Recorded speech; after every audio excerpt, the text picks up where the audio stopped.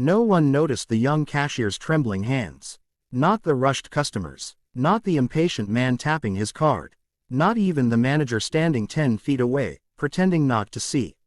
No one, except a tired single father standing at the counter with a crying toddler on his hip.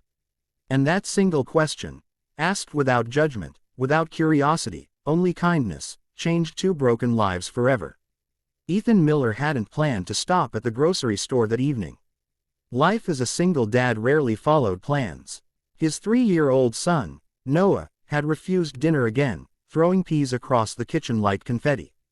The babysitter had canceled for the 3rd time that week. Bills were stacked neatly on the table, neatly, but still unpaid. When Noah finally fell asleep in the car, Ethan sighed, grabbed his wallet, and decided to quickly buy milk and cereal before heading home. That's when he saw her. She stood behind the register, young, thin, her hair tied back too tightly, as if holding herself together took effort. Her name tag read, Lily. Her hands were shaking, not slightly, not from cold. They trembled as if each movement required courage. Ethan noticed because once upon a time, his hands had shaken the same way, on the night he signed divorce papers while holding a newborn in the other arm. Trauma recognizes trauma. When it was his turn, Lily scanned his items slowly, apologizing twice for no reason. Noah woke up and began to cry softly, rubbing his eyes. "I'm sorry," Ethan said gently.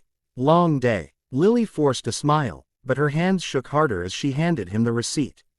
And then, before he could stop himself, Ethan asked softly, "Hey, I hope this isn't rude, but are you okay?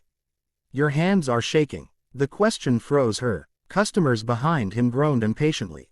Lily's eyes widened. Her breath hitched. For a moment, Ethan thought she might cry. Instead, she swallowed hard and whispered words that would echo in his mind for years. "They always shake when I'm hungry," she said.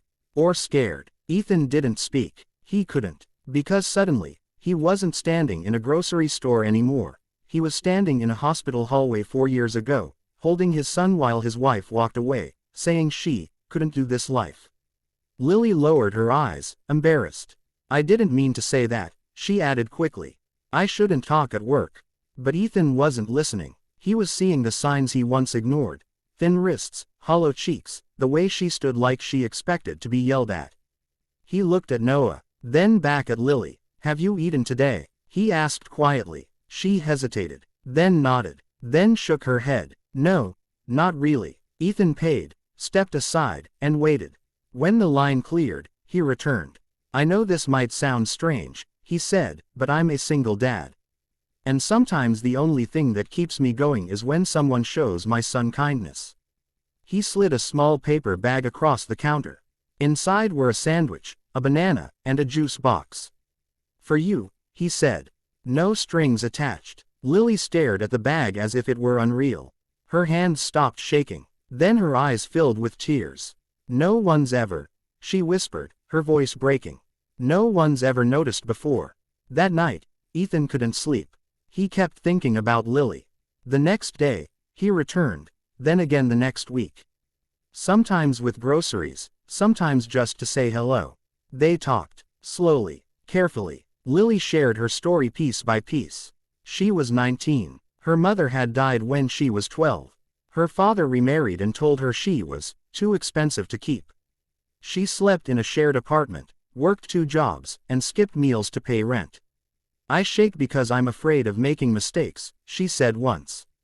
Mistakes cost money. Money costs safety. Ethan understood. He told her about raising Noah alone, about nights he cried silently so his son wouldn't hear.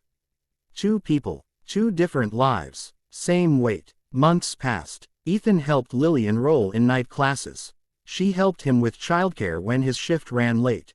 They didn't call it family, but that's what it became. One evening, Lily didn't show up for work. The next day either. Ethan panicked. On the 3rd day, he found her, sitting outside a shelter, holding a letter. "I got accepted," she said through tears. "A scholarship. Nursing school." Her hands were shaking again. But this time, from hope. Years later, Noah would ask, "Dad, how did you meet Aunt Lily?" And Ethan would smile and answer, "I asked a simple question. and learned that sometimes, kindness speaks louder than anything else. Because one gentle moment can rewrite a life. And sometimes, the hands that shake the most are holding the strongest stories of survival.